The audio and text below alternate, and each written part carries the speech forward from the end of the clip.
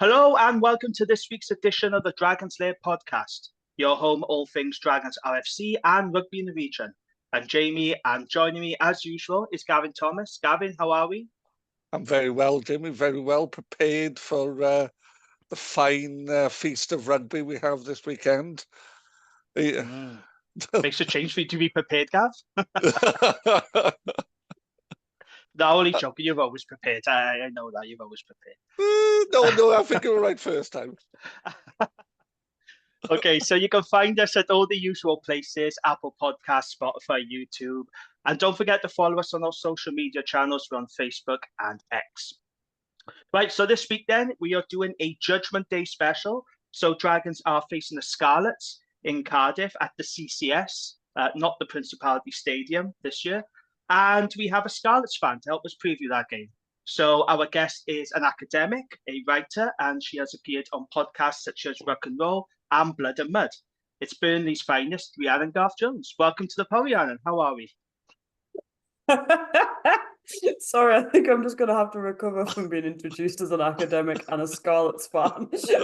Gav told me to say that, just so you know. That wasn't my intro, that was Gavin's. Is swearing allowed on this podcast? I should have checked. Yes. Gav, I've immediately got some words for you. Yes. I'm good, thank you. Hello, it's really nice to be here. Brilliant. Yeah, thanks for joining us. So you're a Burnley girl living in Denmark. You're also a Welsh rugby fan and a Scarlets fan, as I mentioned. Could you start off by telling us a bit about yourself and how come a Burnley girl ended up in Denmark? Yeah. So, I mean, the short answer basically is that everyone in my family ended up somewhere not in Burnley for quite a substantial period of time. So it's quite normal for us. One of my brothers lives in Cambodia at the moment. The other has just moved back to the area, but for years lived all over the place. I'm the weird one for moving to one place and staying there like kind of permanently, not like traveling around, which is what both my parents did for like all of the 80s, and tried quite hard for a bit of the 90s as well. So it's quite normal for us. And then basically, I got a new job. And the night before I started, the only time Google has ever given me an advert for something I might actually want, that's not something I've already like tried to look up. It was like, do you want to move to Copenhagen and study a master's for free? And I was like, oh yeah, I do want to do that. That sounds fucking great. Sounds good. Yeah. For free? What? And it was just after we'd voted to leave the EU, and I wasn't super thrilled about leaving the EU. And it was, it just kind of like just sort of perfectly timed. So I started this like day one of this new job. I was like, so happy to be here, immediately thinking about leaving the country. And I moved and just loved it from the start. So brilliant. I know this, but our listeners want. So why Welsh rugby? All right. Well, so I think the name probably gives it away. A little. If the accent is confusing. So my dad's side of the family is Welsh.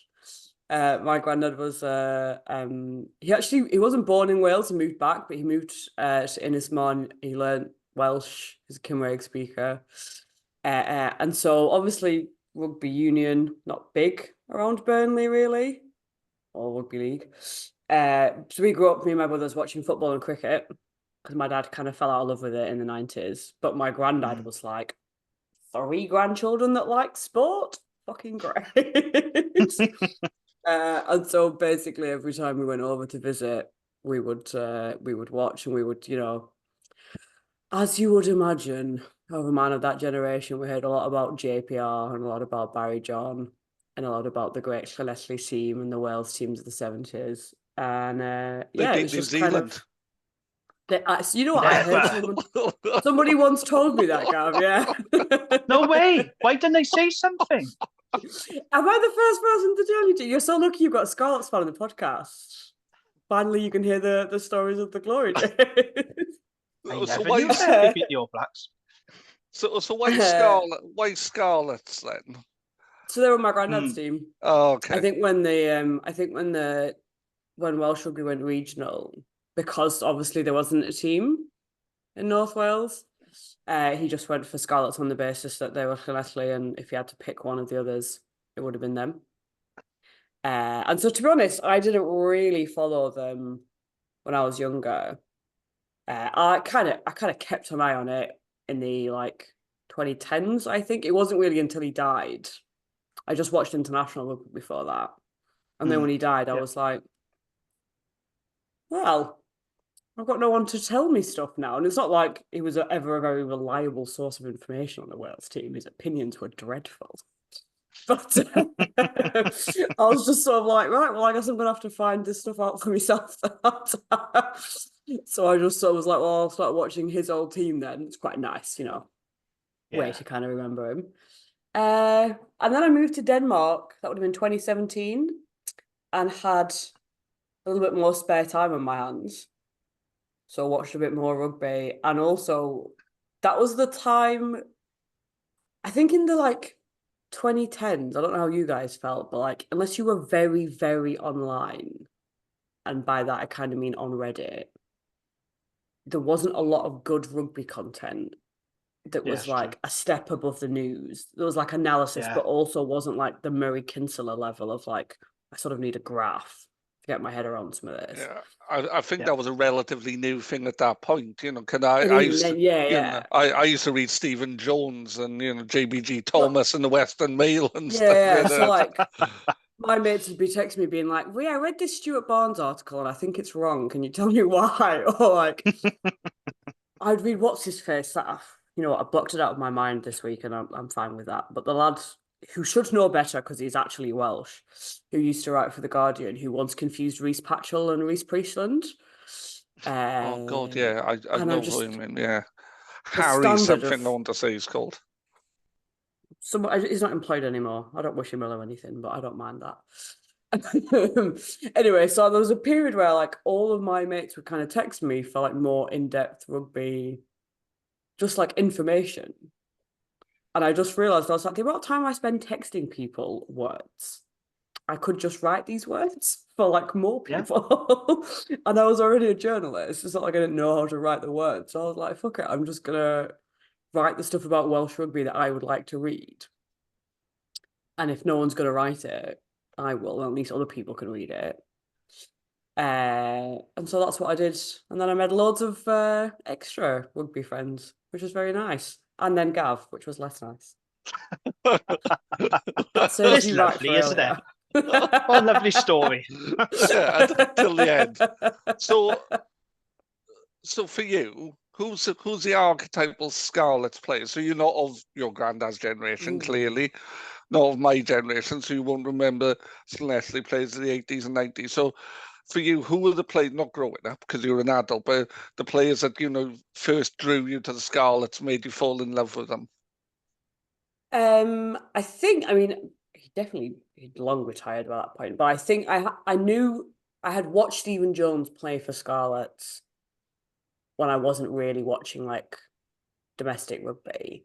And so when I kind of decided to start paying attention to domestic rugby, and I felt like I was always going to support Scarlets, that was my granddad's team. And I was like, oh yeah, and that was Stephen Jones's team. Well, I like that. And then I think that was might have been the year Foxy was at it was in the period where Foxy was at Claremont, I think. Yeah, would have been that time. But but there would have been Cubby was there, John Barclay. There was a lot of really good back rowers. Yeah, it's Tyburn. Actually, that's not true. There was a lot of really good flankers. There was not a single number 8. Yeah, it was just before Tyburn joined. It was just before Patch joined. I love Rhys Patchell. I want nothing but good for him, and also for him to immediately return and play for Wales. We're trying to sign him. The Dragons have been trying to sign Rhys Patchell for the past 2 years or so. So honestly, he may come to Wales. Who knows? If he can't play for my team, I just want him to play for a team that will let him play for Wales and pay him some money and let him play some nice rugby. Every time I see him do really well, in Super Rugby. It just makes me really happy for him. He's such a lovely He'd look player. good in gold and black, I reckon. Yeah, I think you could pull it off. You need to improve your team. I know Oh, that's but- rich coming. No, I know no. that's rich coming from my team, but you know. Oh no, but we often say on this pod that we need another 10. You know, we've got a do. young 10 in Will Reed, who's a good player, but he needs somebody occasionally to say, "Don't do that. That's really stupid." And it's not. I mean, I would not. You know, I wouldn't describe Reece Patchell as a voice of sort of calm and wisdom necessarily, but I think he's a more rounded, calmer player than he gets credit for in Wales. Actually, I don't think he's not cut from the. You know, I think when he first came out, it was this idea that he was a throwback to the Welsh 10s of the 70s, and he was all sidesteps and jinks.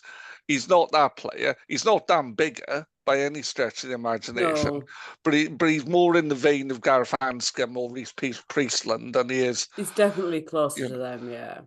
But he's more. I think the thing about Patchell is, I think he has generally played in teams that let him play with more flair. She says wincingly. But you know, like he is perfectly capable of being like quite a boring 10 if you want him to be. He's just very rarely asked to be, and Gats very rarely trusted him to be. But he can do it quite well, actually. It's just it's not asked of him. Yeah, well, I think Gatland, it was a lack of trust for Gatland. Yeah. But I mean, if you think about that, the Wales game in 2019, where he came on against Australia, because Bigger got injured in the first half. Yeah.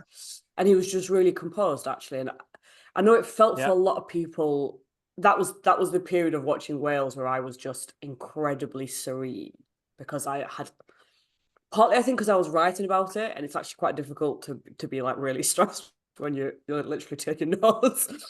But partly because around the end of 2018, I was just like, I think I've worked out what Gats is doing here, and I trust it, and it's working.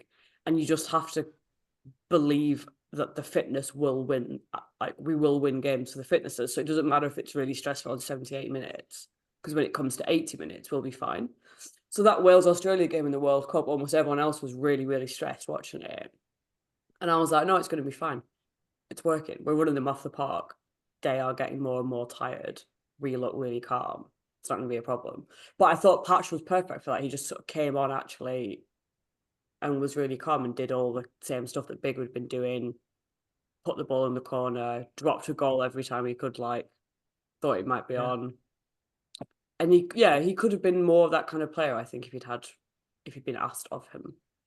Yeah, I agree. He's had wretched luck with injury as well, though, Reece Patchell. If you've got to bear that in mind, he should have had more Wales caps, but injury has fortunately held him back. It's not said enough. Reece Patchell is quite a big fucking lad for a half. Yes, yes. He's not Andre Pollard type, but he's quite a big. He's very, very useful at this level. Honestly. How old is he now? Is he 30? He's not even that fucking old guy. I was having a perfectly nice moment enjoying him being good in the Highlanders it might have been a couple of months ago now. And then Josh Gardner from Blood and Mud texted me to be like, you know, it's not even that old where you could come back. And I was like, Josh, I really don't think my heart is, I don't think I can take that right now. Would you please leave me alone? Yeah, he's like 29, 30 years old. He's got loads of time playing left in him. You would be lucky to have him. I would be He's sad. actually 31 years old. Just looked it up now. But quite recently, I think. Yeah, it would have been 17th of May. Yeah, 1993. Yeah. So he's just turned 31. Still young. Basically, he's got another World Cup cycle in him. That's all I'm saying. Definitely, I love to see him at the Dragons. We would, Gavin. We've talked about this before. Yeah, that's one of our topics of conversation, I think, isn't it? You know, I would wish him nothing but well if he came back to Wales and played for you guys. I think that'd be great. Well, hopefully, we did have conversations with him before he went to New Zealand, so who knows? Keep your eyes peeled. He must be willing to come back. I think it's just a question of like the money and whether any of the regions can afford him. Yeah. Well, I think that's a challenge, isn't it? You know, I don't know how much money he's earning at Highlanders, but it's And this thing, I don't think it's more than he can't done at any of the regions. I can't imagine Reece Patchell is earning an exorbitant amount of money, but I don't think you need to be for it to be a problem for the regions to afford you right now. I reckon he's probably on 125, 150k a year, which would put him out of the reach maybe. of a lot To of put him- regions. Yeah. Yeah, absolutely. Especially with all these budget cuts and smaller squad sizes. We'll talk about that a bit later. But I want to move quickly on to a bit of news. So, Dragons confirmed that the forwards coaches Luke Narraway and Methan Davis are leaving at the end of the season. We expected that, didn't we, Gav? So, We did, no surprises there. Sam Hobbs, who has been the Dragons Academy head coach and the forwards coach for Newport IFC and the forwards coach for Wales under-20s, is expected to be Dragons' new forwards coach next season. Any thoughts on those departures, Gav? I think we both agree it's probably the right time for him to move on. Yeah, I think, they both put in a shift, but it wasn't achieving anything. And I've got a lot of time for Methan. He's an Ebbvale boy. He's a good bloke, good coach, but it wasn't having the impact. Our forwards have looked massively underpowered for the last couple of seasons. Yeah, no, you're right. Luke Narraway did a really good job with our line out. According to the URC stats, we have got the best line out of the Forwards region, surprisingly. That's one area that has gone well for us. So, he's done a good job there. So we expected them to leave, and they are going to be leaving. And then in other news then, Dragons have announced a pre-season friendly against Bristol Bears at Clifton RFC. So that's going to be on Friday, September the 6th, kick-off 7:30pm. Tickets will be available on the gate, £10 for adults and £5 for under 12s. That's good value, isn't it? So nice venue as well. To that one. Nice venue, Clifton. Nice ground. Yeah. Proper old school rugby ground. Yeah, I fancy that one. Right there, so that's the news then. Like I said, it's only a little bit of news. Let's focus on our opposition, the Scarlets. Right then, Rhiannon. Look, I fully recognise... my internet is falling apart. I'll just have to leave now. I fully recognise the irony for a Dragon supporter to be saying this, but the Scarlet season, it's really not gone well, has it? I mean, you look at what's happened. Record defeats both home and away in the URC, losing to Black Lion in the Challenge Cup, becoming the first Welsh region. I know, I'm sorry about this. Becoming the first Welsh region not to pick up a single point in the European campaign. So Scarlets making history for all the wrong reasons. There's been question marks about the coaching appointments and the running of the club. So why do you think it's gone so pear-shaped for the Scarlets then, Rhiannon? What's your thoughts on it? I've got to be honest, I have paid slightly less attention this season. Probably for the best, I would say. Yeah, which as you run through those records, I don't feel all that bad about. I do think this only occurred to me actually yesterday, looking at it's the only time I'd really thought about it properly. But probably more than any of the other Welsh squads, I think we had not even top heavy necessarily, but I think the budget cuts have been really difficult for a Scarlet squad that at least quite recently felt like it was competing at the top level. I'm not saying we were, but like there was an ambition to, there was a realistic expectation that maybe we might. And so we had like numerous Lions, never mind internationals, in that squad. Yeah. And, I don't think it was wrong to stick with players like Scott Williams or Foxy or Halfpenny, or I know you don't like Johnny McNichol, Gav, but we're not doing that now. Those were players who have given a lot to the club. Yes. I do think, there's always a balance between like loyalty and sport being a business, but you have to be able to keep fans engaged when things are going badly. And one of the ways you do that is with like fan favourites. Yeah. But yeah, so I think our squad had got to a point where it just was not remotely in a good place for the kind of cuts we've had to put in. And honestly, I kind of think next season is also going to be pretty brutal.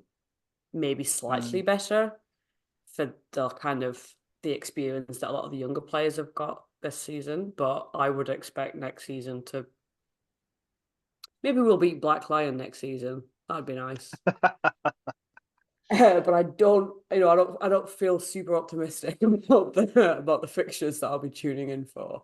Because yeah, I just think if you look at the players who are leaving, like John Davis is one thing, right? Scott Williams is one thing, but like Wyn Jones was a Lion. Very Yeah. recent, a starting Test Lion. Yeah, That's right. He's off. on the last Samson tour. Lee, obviously, it's been ages, but he's off. I've forgotten, like, there's something like 20 players leaving. It's There were 15 already players. loads of 15 players leaving, and there were 15 already players, players yeah. who'd left. And that's not. I think Vi Fafita will probably also be going, which is a shame because he's good. But I don't see realistically how we could afford his salary while playing and reasonably say to everybody else, yeah, we're just going to pay you like peanuts. So yeah, I just think we haven't. A lot of our young players that have come through the last few years have either gone to other clubs to get game time or had some bad luck with injuries, and either way they just haven't come on the way they needed to. And a lot of the more senior players just haven't, for whatever reason, been able to carry us. And it's kind of exactly what you'd expect, really. If you look, our wage, I haven't written about Welsh rugby for a long time. I don't know the statistics anymore, but we had the highest wage bill, I'm pretty sure. Yes, you and had the biggest budget, yeah. And by some margin, I think, as well. I think it was 8 million at one point. It was 8 million starts of the budget, yeah. Because there was, this idea that Scarlets were like, well, we won the Pro 12, we were like in the semi-finals in Europe, we were kind of like, we had something that maybe could have got further, and that's been a while now, but yeah. And there was that sort of that this is the core of the Wales side and whatever, and yeah, it hasn't come through, I think, for various reasons, and now we've just kind of been left with a squad that was past pruning, I think. I think Scarlets. Sorry, I think Scarlet's story is like Wales's story almost, isn't it? You had this core of players who overachieved, and then all of a sudden they were old, and the guys around them weren't as good. And everybody really wanted to make it happen because you want one team to be good, especially, I would hope that actually everybody would rethink this in light of the last couple of seasons. But like, especially if you look at Ireland as the model, right? And you're like, you just need one really good team. And then it sort of trickles down. Actually, it turns out that's a terrible idea. But so I think a lot of people in Welsh rugby kind of wanted Scarlets to be that team. And it wasn't totally unreasonable. I don't think it's the best way to have done it, but it wasn't totally unreasonable to be like one strong region to support the national team. And we build around it. But the Irish model works, doesn't it? And I'm not even convinced the Irish, because Munster achieved well as well. It's not all stuck within South Dublin. No, but I think Munster achieved well despite the Irish model, and I think Munster achieved well because they're so well rooted in the community around them. I think having a budget twice as big as any Welsh region probably helps as well. Oh yeah, but they also have Munster also have private investors. Yes, and that's what I mean. They have. I don't think the Irish model necessarily works. I think it looks like it works better than the Welsh one. I think we can say that very reasonably. I think all models work better than the Welsh model, if we're I'm honest. not even sure we could describe the Welsh model as a model. It seems to just sort of be like a pile of clothes. It's like my laundry basket, which isn't a basket. It's just a pile. There's some sort of order if you root around in there, maybe. But I think Scarlets, a bit like Welsh rugby as well, Scarlets have been the best region for a long time. Them and the Ospreys have been the best two regions for a long time. And it's a bit like Welsh rugby was. Well, it'll always be like this. Why do we need to make hay? The sun will shine forever. And I think there's also this idea, like, like Llanelli were good and then the Scarlets were good, so it's fine. Like that's not a system, and also that's over like 50 odd years. This is not like an ongoing dynasty. No. In the same way that I think, like, I would say, we made a joke about this off air before, but every time we talk about cutting a region or merging a region, the fact that it's Ospreys that gets suggested to be cut, or like merge with someone else, I think is criminally unfair. As like the only one that really tried to commit to the regional system properly, I think. And then they just constantly get shit for it. And it does not seem reason. I understand the reasoning around it, but I do think it's just very unfair on the match. There was a I lack know of, what you're saying, but to there was be a lack fair, of it was courage around- Y11, wasn't it? That instigated the mergers. It was them that went to the Scarlets, wasn't it? Oh, It was them yeah, that went yeah, to but Cardiff. They've kind of instigated that it's themselves. not But I that. know I what mean, you're saying. it's more that it comes up quite often. Like, oh well, you can't. You know, if you have to cut a region, you can't cut Cardiff and you can't cut Llanelli. Why? It's just all the Ospreys. That's all it always is. Just between always the us and Ospreys, and I'm like, yeah. it's just really unfair that they're the one that like really fully committed to this shitty model because they were told it was what we were doing. But and they've done that quite was a problem. a reasonably good job of it, Yeah. actually. Yeah. And they just kind of get shafted for it. That was the problem. The WRU were like, right, we're doing this regional model, and then Cardiff said, well, we're a region. Okay. And then Scarlets said, well, we're a region. Yeah. Okay. And Newport said we're a region, even though Newport did involve the Dragon, the Gwent side more. And then Ospreys were left going, hang on a second, it's that meme, isn't it, with Jennifer Aniston and Yeah. Well, you guys merged. They're standalone, yeah. so in the Cardiff and Scarlets are standalone teams, and they didn't. Let's be honest. But then, if that was going to be the model, that should have been the model, and it should have been 4 standalone teams. Yes, But know, it's they've tried creating something which is neither one thing or the other. Yeah, I mean, I think we could relitigate this forever, and it is a Welsh rugby podcast, so what else would we talk about? But I think for me, a lot of what was said about the women's team after the fairly unimpressive Six Nations about which is this is a different context, obviously, because the women's game in Wales was basically just willfully destroyed, actually, in a much more active way than just kind of making some bad, neglectful decisions. But this thing of like, we need to put pathways back in. We need to have. It's not just about paying people higher salaries or salaries at all. We need the whole picture at the bottom of the professional kind of pipeline to be better, which is not the same as having the grassroots game supported. And I think a lot of what was said then was, I don't particularly trust that the WRU is actually going to do it, but the stuff they identified, I think, is important. Like, if the Welsh regions are going to be anything, what they have to tap into is the fact that it is still a very commonly played game for kids in this country. And they have to make the youth academies really good, and they have to find a way to negotiate the lure of going over the bridge, I think, because you can't stop people wanting to go for a better education or more money where there are opportunities. So we need to find some way to make our academies as attractive, and then have something for the players that still want to leave for school or university or whatever it is, so they can come back and they don't get captured by the England under-20s. And there are independent schools in Wales, but for some reason we don't involve them in the same way that schools like Millfield just soak up Welsh kids. Yeah. And have done that for decades. And Millfield were doing it when I was in school. They did it. Gareth Edwards went to Millfield. It's those schools have been doing it forever.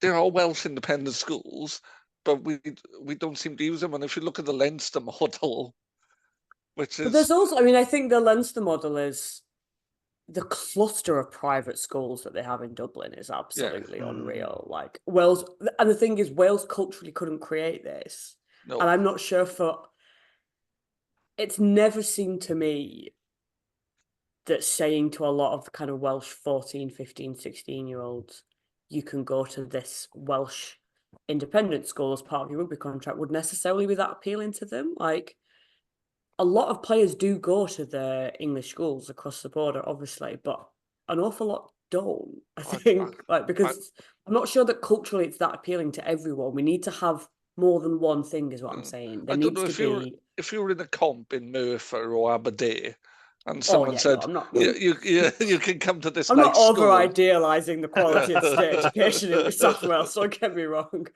I just mean I don't think that's the sticking plaster to just be like, we'll sponsor a scholarship to a good school for you. Like, that has to be an option, clearly, because it is an option. It's not the only route, I don't think, but it's not the only route. Then there needs to be other things that we can do, and I think we need to really take that seriously about like retaining talent at the earlier stages. This is really obnoxiously boring, but I used to work for a startup in Copenhagen, and it was lots of stuff about like customer relations management stuff. Just dreadful.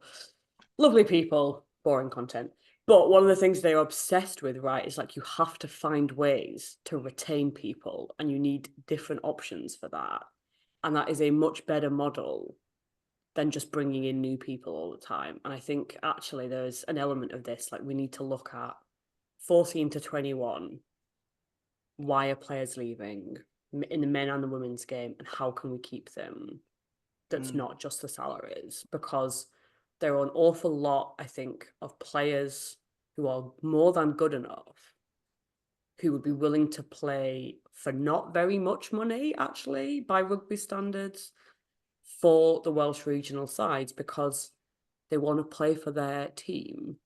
They want to play rugby. It's enough money, and there are enough other things about it that can help them. And maybe that's like education on the side, not so much the Nigel Ray business model of a house on the side, but allegedly. Have a house, yeah. But that's always happened. I've played for clubs much lower level and who would give jobs and houses to South African guys to come and play in the UK. Right, but what I mean is something slightly more sustainable for everyone involved. Like, we should just be saying, we'll totally support agree. you while you do your sports science, like undergraduate degree or your master's degree. Like, we'll get you training in this other thing. Like, if you from a young age think you want to start coaching, then great. So that players kind of have this thing of like, well, I'm not risking my health and my like livelihood on this game that doesn't pay very well, and the vibes are fucking atrocious. That's it's the Exeter model, isn't it? They go to Exeter Uni and they play for the Chiefs. There is a little bit of that, I think Exeter pay them more than everyone cops onto be fair, but a little bit of that, like, can we do this in Cardiff? Because we should be able to. Can we do other things in Llanelli and Swansea? Because we should be able to. Well, you've got good sports universities in Cardiff and Swansea. You've got Met, you've got Swansea Uni. Yeah. You've got what's one in Carmarthen, Trinity in Carmarthen. Because there's just we can't solve this by throwing money at it. I think we've tried that and it didn't work. Well, it's not sustainable. You have to create the culture. You have to create the culture, and as much as Leinster do have an awful lot of money, and we can't pretend that it's fairy dust that's creating what they're creating in Leinster, but they also do have systems, and by the time the identikit 19-year-olds are arriving at Leinster, they've already been coached by Leinster coaches in the Leinster way. Yeah, it's much more kind of it's a sort of joke about the Leinster pathways, but it is a thing. They do all their ease, and I think Munster is a really good example as well, actually, because Munster have this thing of like a lot of local talent who are really like, yeah, I want to walk out at Tobin Park, and that for me is like worth all the sacrifice. And they have the universities there that players can go to, and then they also have this extra level of like South African players think Munster's really cool, so they're all really happy to go there for like hilarious money that a private investor is paying for. But there is, there are little bits of Wales has networks like that it could tap into a little bit. Actually, it's not the same degree, but no. But we need to start Cardiff thinking can like bang that. on about their, former All Blacks. Firstly, can bang on about beating the All Blacks.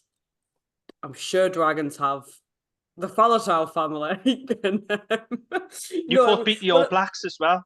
Believe it or not, Well, Newport did beat the All Blacks. Yeah, we just mention it less.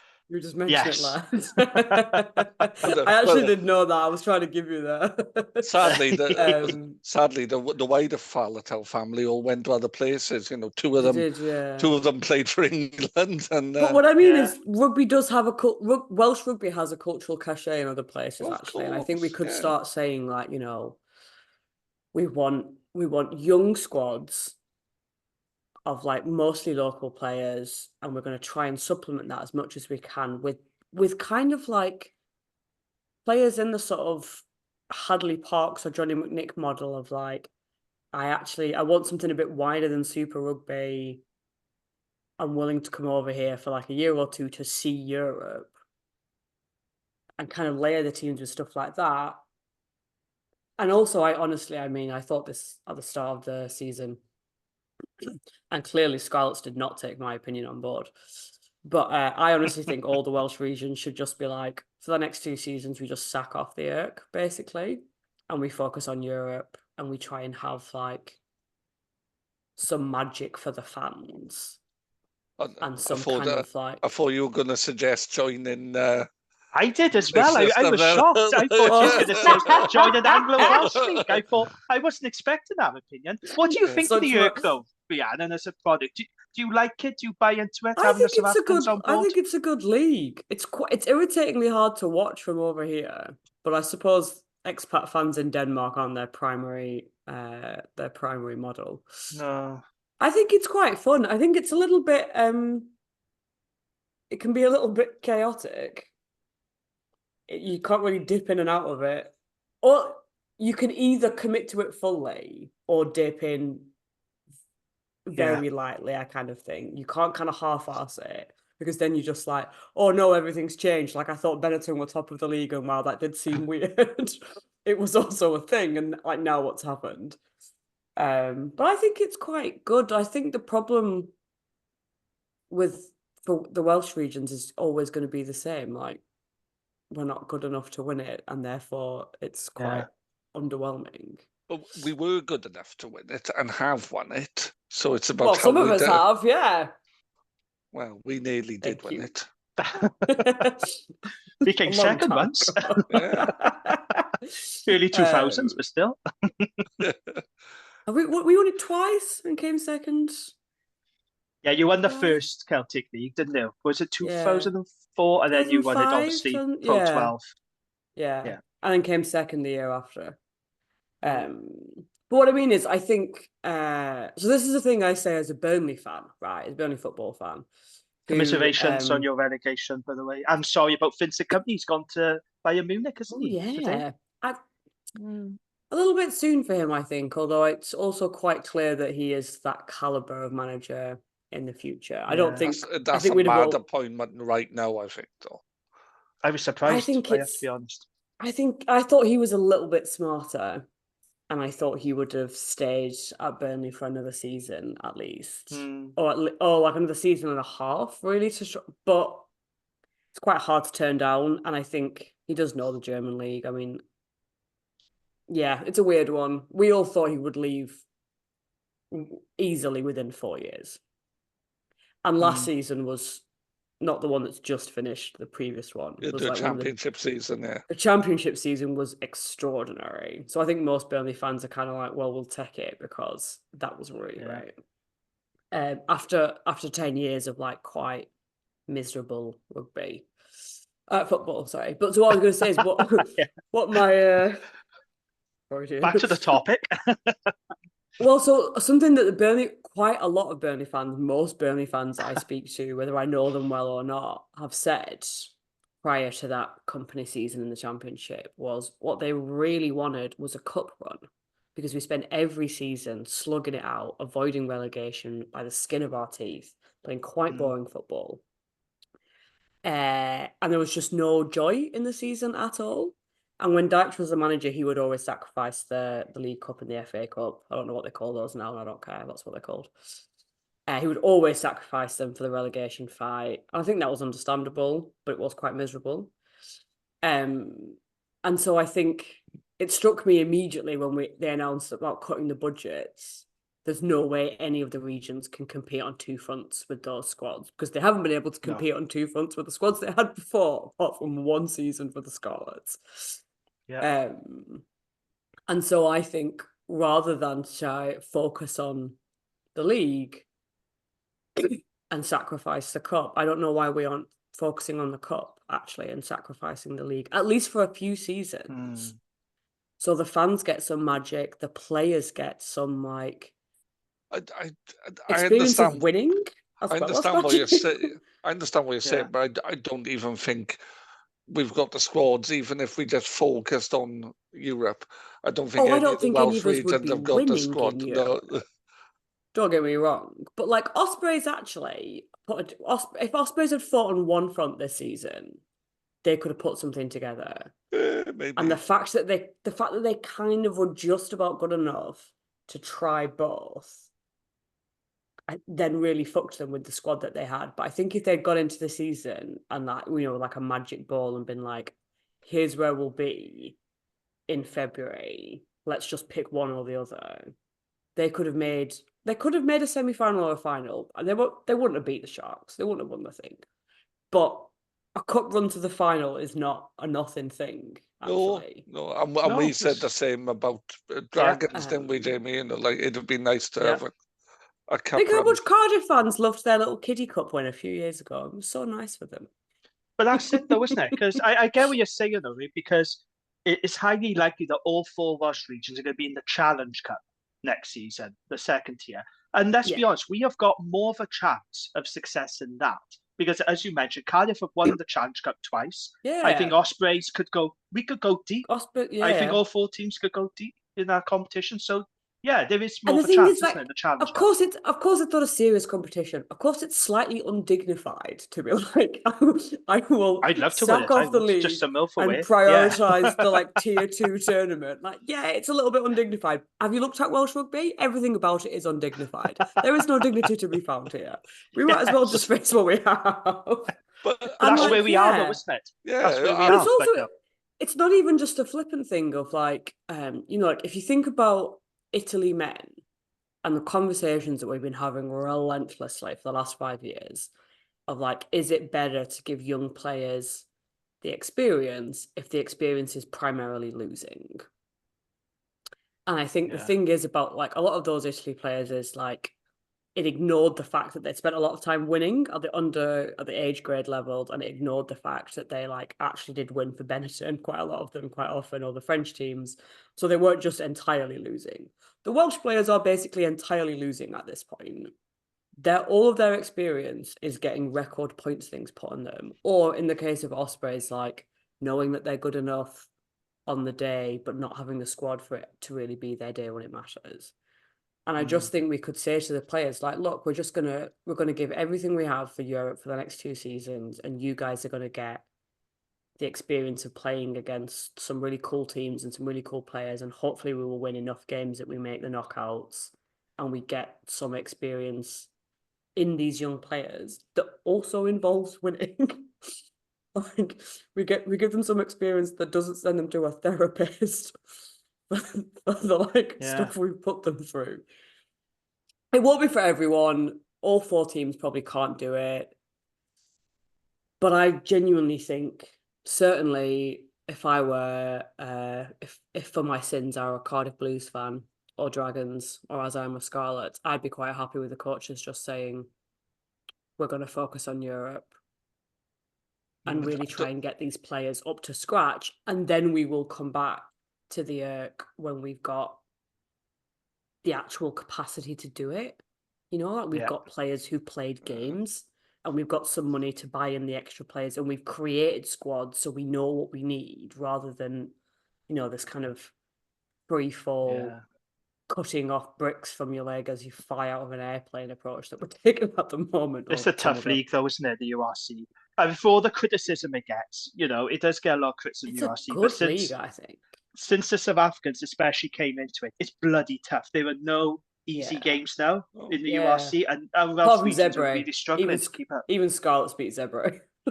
Well, they have improved. Seabridge Well, did they have improve. I mean, also. they beat the It, Sharks, you know. it wasn't nailed on that we would beat Zebra. In fact, at half No. time, it looked like we might not.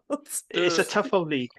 It's a tough league, and I think it's a little hard for some kind of I imagine it's very hard for England fans, like rugby fans in England, to get their head around because that kind of tournament structure is quite different than any other kind of English sport, and the same for like, obviously it has been this way for Wales fans for a long time now, but still, if your primary thing is like English football, I guess, quite hard. But it's actually better than the Premiership. I'll say it's that. I think it's way better than the Premiership, the standard. But is it URC equals best league, as you keep seeing on X and Twitter? Do you believe that, Amy? Is it URC equals best league? Because I think top 14 is personally, but what do you think? I mean, I always feel like the URC equals best league is slightly tongue in cheek. Is it not? Oh, I don't think so. The Irish swear by it. The Irish really do swear by it, and the South Africans, they love it now. And the Scots like it. I feel like it maybe started off as tongue in cheek. I think it depends on where would I want to go to a live game? Top 14, absolutely. But if you just a random run of the mill fixture drawn out of a hat from one of the leagues, I think I'd probably rather an Irk one, actually. Well, you would much rather see something like Sharks versus Munster. Sharks versus Munster. Than you would Northampton versus Sale, wouldn't you? Yeah. And also, like, you might get Toulouse versus La Rochelle in the top 14, but you might also get, like, Turgid versus Turgid. And you quite often do.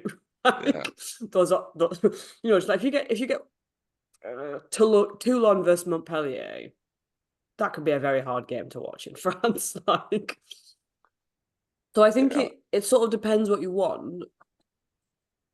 And I also think the run in the last 2 seasons and this season, from the bit I've caught, you know, obviously I have no personal investment in it, but like from a fan point of view, in a more general sense, it's dramatic.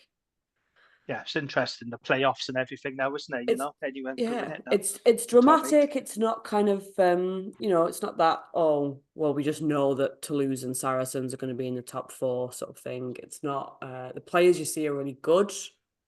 There's always some kind of like mad whimsical element, I think, actually, which I quite like. Yeah, I would not go so far as to say it's the best league, but I think it's a lot better than most Welsh rugby fans give credit. Me and Gav say URC equals perfectly fine, don't we, Gav? That's our saying. I think slightly better than perfectly fine. I reckon if any of the Welsh, if the Ospreys had, what was it? Squidge really had this idea that like the Ospreys Leinster game was a potential banana skin for Leinster, just because of the way the fixture fell and like they might put out the kids and stuff. Yeah. And in the end, obviously, they got prison shamed. But had that gone Ospreys' way, and Ospreys was like seriously with a shot of making the 8 and a kind of like possible magical like fairy tale playoff, I think next season we would all feel a little bit differently about the Irk in Wales. I think for us as Dragons fan, I'm talking for me and Jamie as opposed to yourself. For us as Dragons fans, I think at the minute it's difficult to get too excited because at the start of the season we were being optimistic and we predicted we'd finish 12th. Yeah, I think that was you, Gav. Actually, I don't think I finished. Did I predict 12? I don't think. No, I you did. said I think 13, I went slightly lower. Yeah, I think I might. I think if you'd asked me what I would have predicted for Scarlets, I might have said 13th. I think maybe I would have hoped we'd be above Blues, you and Zebra. But if you're predicting 13th in a league of 16, it's not great, is it? Yeah, no, it's, so, in terms of Scarlets, we've talked about the situation. What about the current Scarlets team? Are there any players that you actually you think are going to take Scarlets on?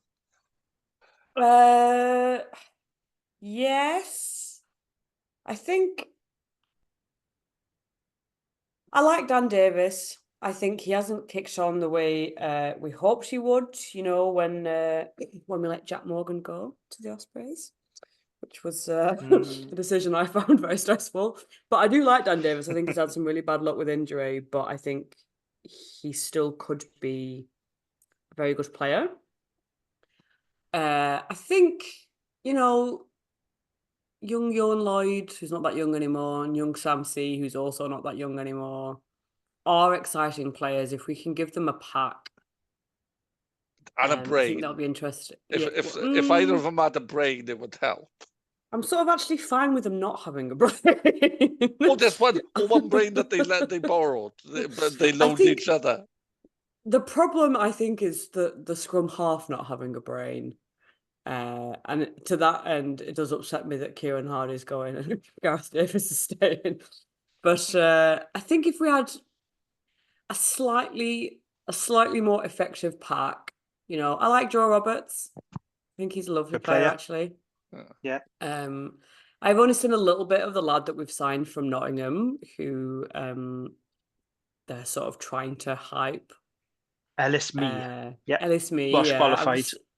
Welsh qualified. I've seen some like highlight clips, and he looks like he could, you can see why a Scarlets team would want him. Yeah. He's come from Nottingham, less manage expectations. This is what I mean. I find it a little bit weird that we're hyping this poor child up so much when he's come from Nottingham. I think actually Alec Hepburn's coming next season, and there's rumours of Henry Thomas, the Welsh. That's right. Well, so that I think with Ryan Elias coming back, a proper a more serious front row. And then if we could keep Viper Fisher for a season, I think then the younger lads now in the backs have had a bit of time to get to know each other. Because I think this is the thing, it's just been very haphazard. Like, you can really overplay the cohesion thing. And I know because Ireland buy into it a lot, and then it sort of doesn't work when they need it to. People are reasonably sort of quite suspicious of it. But I interviewed Ben Darwin about that years ago. And the way that he framed it, I think, is actually is much more compelling, and it's not quite the this will save everything sort of thing. And I simply must pick a 4-year-old from Leinster over a Irk winning Munster player. That's actually kind of not what it's going for. But I think the essential point of players need time to gel together, partnerships need time to gel together, and if you are constantly swapping and changing, young players especially will really, really struggle. And so basically I hope that next season we could get Sam C at 10, Yohan at 15, Joe Roberts at 13. I think that there might, with a pack in front of them, then maybe we'll score more than one try a game. Maybe we will not be on the back of record points losses, and maybe we will beat Black Lion and win one game in Europe. with fingers crossed. Fingers crossed. That would be a successful season, wouldn't it? Set yourself high hopes. Let's look ahead to Judgement Day this weekend. So, Scarlets versus Dragons at the Cardiff City Stadium. Kickoff 3:00. The referee is Craig Evans, Welsh ref. Now, for some reason, I don't quite know why we've done this, but Dragons have done a Gatland. You've released your team, yeah. I love it. 48 hours early. I don't know why we've done it, but we have. We have named our team ready for Saturday. So I'll quickly run through it. Start with the backs. So Ewan Ross, he keeps his place at fullback. Then it's Rio Dyer, Joel Westwood, Anira Owen, Chris Hollis, Will Reid, and a return for Rodri Williams at scrum half. He's captain for this game. And then forwards, you've got Rodri Jones, Brodie Coughlin, Chris Coleman, Ben Carter, Matthew Screech, Ryan Woodman, Tane Basham, and Aaron Wainwright. And then on the bench, you got friend of the pod, James Benjamin, Rodrigo Martinez, Dimitri Arhip, George Knott, Dan Lydiard, Shea Hope, Steph Hughes, and CEO Tompkinson. So, Gav, what are your thoughts on that side? Because to me, when I look at it, when you see the guys like Ewan Rosser, Joe Westwood, Ryan Woodman, Brodie Coughlin, Shea Hope, it does feel like a nod to the future, but it's combined with some experience there. So what do you think of it? I think he's given it thought, hasn't he? Because there are all the young lads there. There are all the like you say, Brodie Coughlan and people having a start. But then you've got the experience. You've got Tane. You've got Wayno. They've thought about it in the backs as well. Rodri will bring a bit of sense to it. And then the bench is looking strong with our hip and trying to remember who else is on the bench. Dan Lydiate. Dan Lydiate. Dan Lydiate.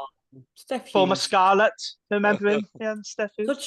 Such a calmly competent player. He never really lit things up, so I could sort of see why we let him go. But he was a very reassuringly competent player, Steph Hughes. Very solid club player. Yeah, and he's done the same for us. He's not exciting, and we've got better centres coming through and coming in, but he's always there.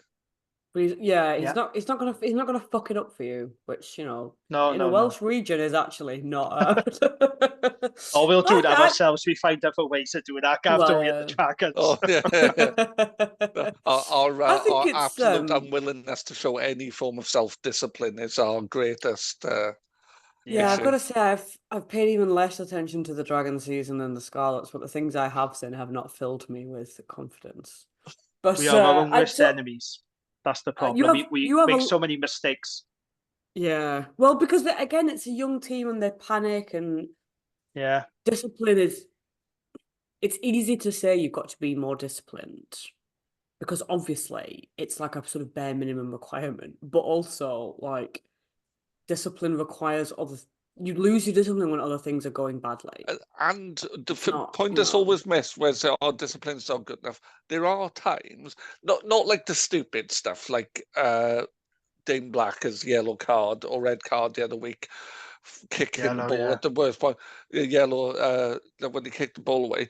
But there are times when you think, oh, that ball's out, I can go for that.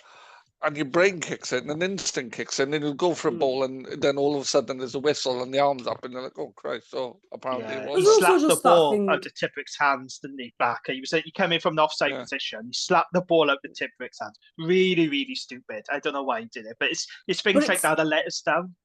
This is the thing, though. Like, I mean, it's really stupid, right? And you sit there and you watch it, and you're like, "Well, that's dumb as fuck. I wouldn't do that." Like, well, we would actually. Every week. They're really frustrated, though. Like things aren't going well. As somebody who gives away a lot of penalties. You're defending.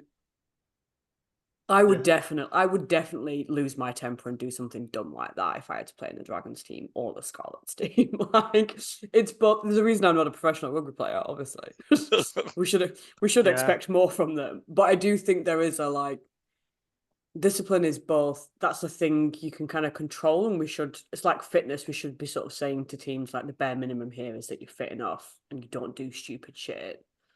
Yeah. But equally, when you've just been losing all season, when you've been tackling all season for fuck all reward, I can see why you just lose your shit and do dumb stuff and give away like unforgivably dumb penalties. Because you do try to push it. The vicious circle of it, you just like, oh well.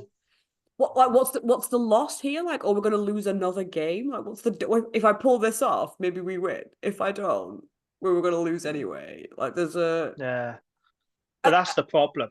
Like, I also find it hugely frustrating. But I know, but we're talking about the same things every week. We're kind of repeating ourselves now, and that's what's really frustrating. And I'm conscious of doing that because it's boring for us. It's boring for the listener when you talk about the same things. I mean, discipline and lack of leadership. I mean, I play bingo with Gavin. We do Dragons bingo. We always cross off. Lack of leadership. That's Gavin's favourite one. But 20 penalties against the Ospreys in our last game. You can't concede that amount of penalties expect to win a game. It's so frustrating, Gav, isn't it? Yeah. You could make a drinking game of the things we say. And it's not because we're boring. It's just because it's the same things coming up. You could do it for Scarlets games as well. And this is sort of, again, like this is what I mean about the like focusing on Europe thing, because I think saying like, look, here there's 8 games. That's what we're trying to win here, actually. We're not trying to win 6 or 8 games in the league. We're trying to win them in a more finite thing. It's a bit easier to kind of go all in. And you just win 1 or 2.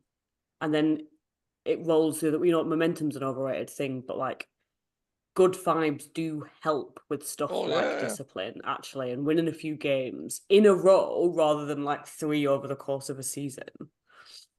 When you play the other Welsh regions and Zebra, you know, like I just think there's something that would improve a lot of those things, and then players learn leadership, and they learn that they get positive rewards for like keeping their discipline. And I just think it would help a little bit. I'd like to see one of the Welsh regions give it a go next season. Yeah. Agree, yeah. No, I think it's a good. I think it's a good side, considering I did check. You have a load of players injured.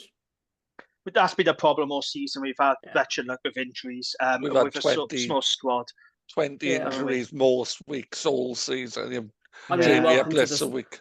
Well, welcome to the Scarlets and Welsh experience of rugby, I think. Oh, yeah, absolutely. Is there it's a shame Elliot D isn't available because he's injured. He did his ankle against the We've really missed guys like Lloyd Fairbrother and Angus O'Brien.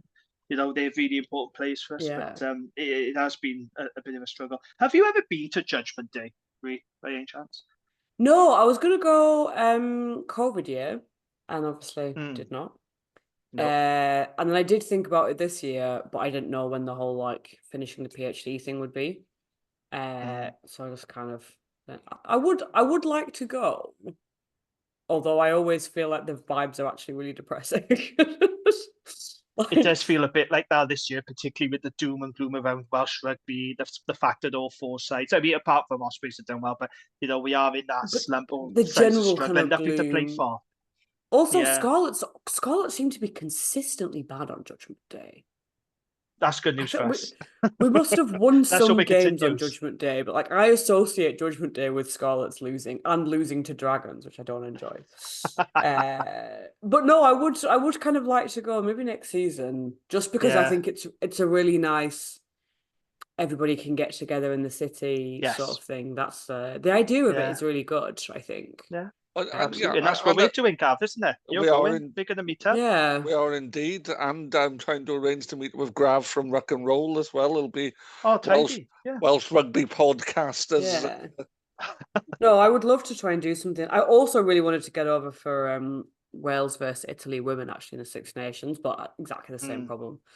But I would like to get over for a few of those next year and just try and sort of enjoy the community aspect of it, because that's the nicest thing for me.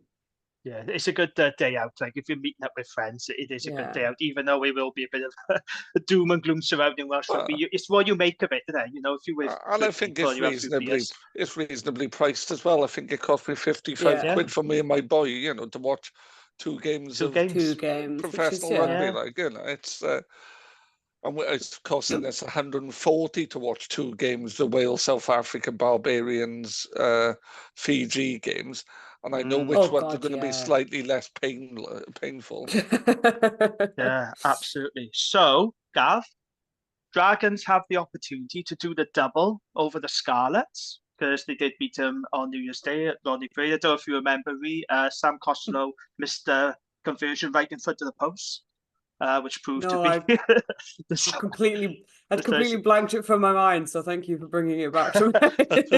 No problem. When was the last time then, Gav, Dragons did the double over the Scarlets? You know I like asking you these kinds of questions. And I never know what I say. This is what I need to prepare. Right, if you listen to the Rap podcast, you would have known. This is how I know you don't listen to the Rap pod, because I talked about this. So you haven't been listening. He hasn't been listening. I listen to rap on a Friday. I get him every time, Rhi. I get him every time. Come on. I'm going to say 2018.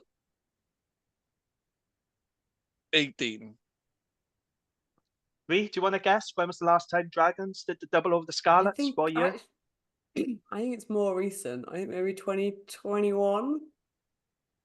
Nope, you're both wrong. It was 2007. Oh, so I did sort of feel like it's either absolutely fucking ages ago. 2007/2008 season. That was the last time the Dragons did the double over the Scarlets. But you've won the last 2, haven't you? Because you beat us in Judgement Day last year. Yeah. So since 2019, we've played the Scarlets and we haven't lost. Because before then, we've played each other a number of times, and We only won our first Judgement Day game in 2019, but since then we have beat the Scarlets at Judgement Day, so it has become a good fixture for us this, where we seem to raise our game a little bit. But this is why I associate it with such despair, I think, because it's not just losing, it's losing to the Dragons. Oh, Scarlets fans are going to hate losing to us again. If we do the double over, it's going to be pretty sweet. I mean, honestly, I kind of think you will win. Yeah, I mean, I think it's a decent I was going to say, let's do predictions, right? We're going to do our score predictions. Well, yeah, let's do it now. So, I said on the Rap Pod, Dragons by 2. You don't have to give an exact score prediction. Thank you. See, someone did their homework, unlike you, Gav. Thank you for listening and supporting us. Yeah, Dragons by 2. That was my prediction. Gav? I'm going to go mad. Dragons by 9. Oh, fuck. 9? Yeah, 9. Why? Why do you think 9? Why? There's no logic to it. Clearly not. I'm just. I'm like Noel Edmonds. I've called out to the universe, and the universe has answered me. I hope you're right. Don't get me wrong. I think it's great if you're right. But Dragons by 9. I mean, we haven't seen the Scarlets team yet, so we don't know. What do you think, then, Rhi? What's your prediction? How do you see this going? My immediate instinct was Dragons by 4.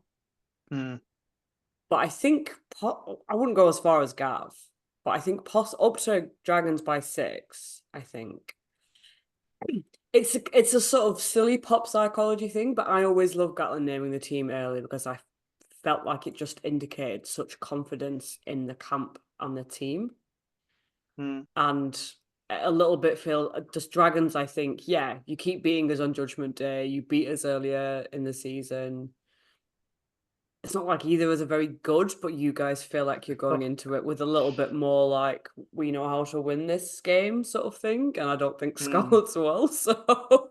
But you did win Zebra. You are coming into this game off a back row, which Dragons haven't done, to be fair. So you do have a bit of momentum, don't you? I think this is the kind of thing where I think momentum is limited. One game against Zebra, I don't think. I'm clutching the straws a little bit, admittedly, yeah, but I'm just trying to look at it logically from a Scarlets point of view. So what do you think? Mean, Scarlets have good enough players that I think it's perfectly possible we could show up on the day and win.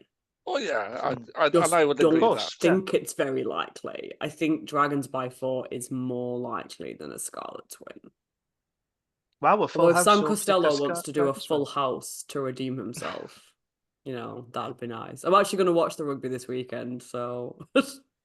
How do you watch it over in Denmark, then, Rhi? Because how do you keep on top of the URC? Because I'm guessing they don't have URC on the Danish sports channels, do they? Or do you stream it? How do you keep they do actually. It's because Viaplay is a Scandinavian. Oh, of course, company, yes. Yeah. But actually, when I lived in Copenhagen, I had a sports pub that I used to go all the time, and it was one of those very quickly self-fulfilling things. I went once because they put on a Scarlets game for me, and I was like, "Fucking hell!" I couldn't get pubs in England to put a Wales game on for me. Never mind a Scarlets one. This is great. Fair play, yeah. And so because they did that, I would just always go, and then basically every week they'd be like, "Oh, Rhi, your game's on the screen down there. You're in the corner."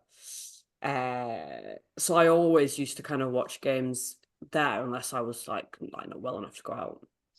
I don't really. I've moved from Copenhagen now. I live in Aarhus, which is Denmark's second city, and the Irish pub here is a lot less willing than my sports pub in Copenhagen was.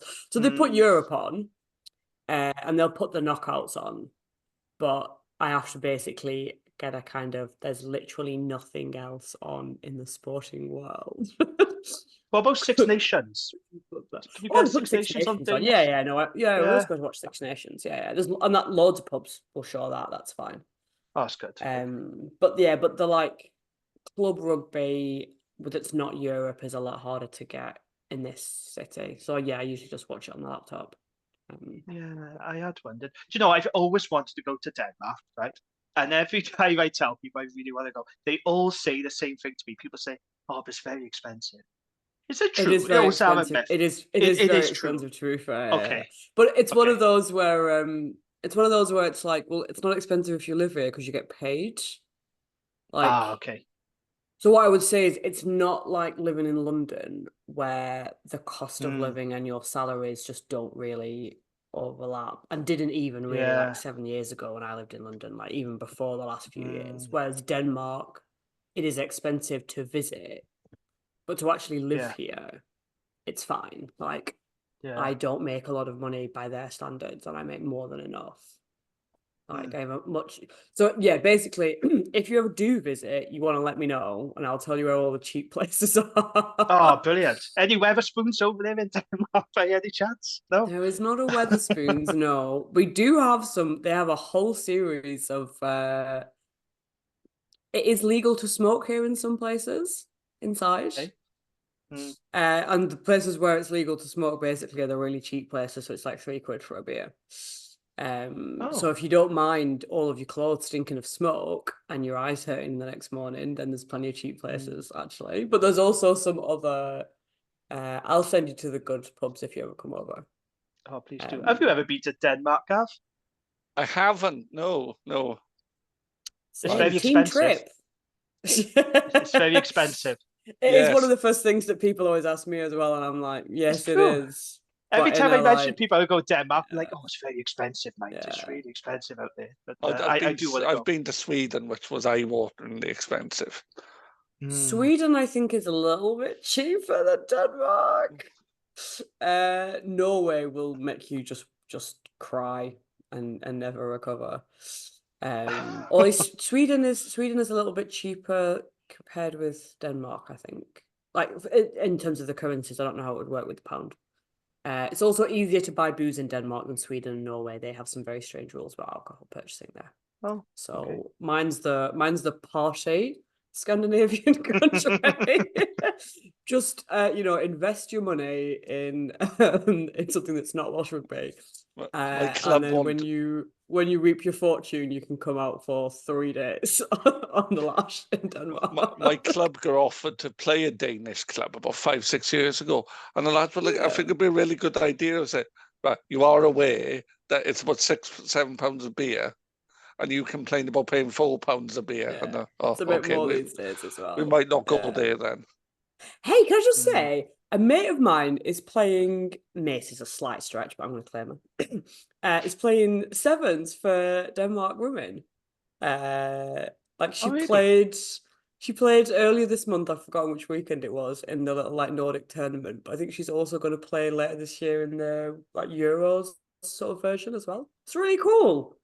She was that's good. the only other woman I knew in Copenhagen who already liked rugby, like who wasn't introduced to it by me. Yeah. She was a pre-existing rugby fan. And I went back to the city earlier this month. And yeah, I was gonna see her, and she was like, "Oh, I can't because I'm training to play sevens for Denmark." That's really cool. Wicked. That's Yeah. cool. That's really cool. Brilliant. Okay. I think we'll leave it there for this week. It feels like we've covered quite a lot tonight, isn't there? Quite a wide range of topics. Rhiannon, thank you very much for joining us. It's been a pleasure. If our listeners want to follow you on, no problem. Thank you. If our listeners want to follow you on social media, where can they find you? You're still on X? I'm still. I don't think I've ever actually called it that, but yeah. Formerly known as Twitter. I'm still on what is formerly known as Twitter for my sins, and I'm at Rhiannon Garth Jones. I'm sure these guys will tag me so you can find me. I'm on Blue Sky if you're on there, but I don't think many people are. I come off it now because it was good when I first joined, and nobody posted, so I delete my account. It died a death quickly, didn't it? I think it's really good for academics who are online and not really for sports fans. So it fulfills one of my things, but absolutely not the other. No. But yeah, Twitter is the best place to find me. I don't really post very often, but you will occasionally see me snark about things, I guess, if you follow me. So all really good stuff about the Roman Empire. Say really good stuff about the Roman Empire. That's true, yeah. Oh, lovely stuff. Okay, so make sure if you're listening to this, then give Rhiannon a follow. Gav, thank you as always. I will see you on Saturday. I'm looking forward to that. Indeed. Let's hope for Dragons win. And thank you to our listeners. Thank you to our lovely listeners. Please subscribe to the pod if you haven't done already. Spread the word with your Dragons mates, and we'll be back next week. So until then, take care and goodbye. Bye.